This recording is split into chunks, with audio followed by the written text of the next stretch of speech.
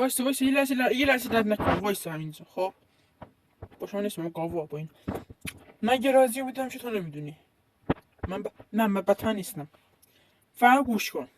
یه برنامه‌نویسم، خب یعنی طراحی اپلیکیشن.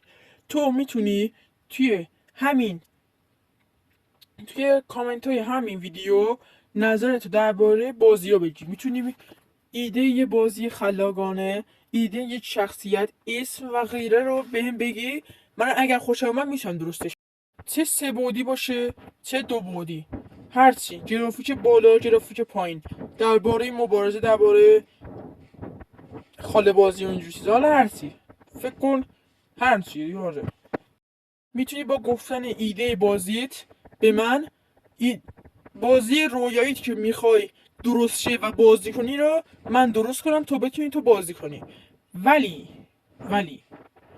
واسه هر بازی یه شخصیت میخواد. اینجا میتونی شخصیت بازیاتم نام ببری که چه فرمی از بدنش باشه، آدم واقعی باشه یا نه.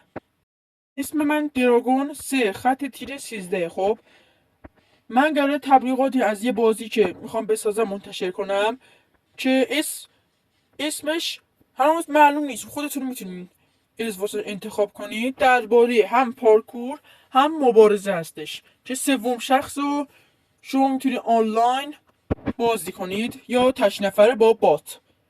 توش اسکین های مختلف،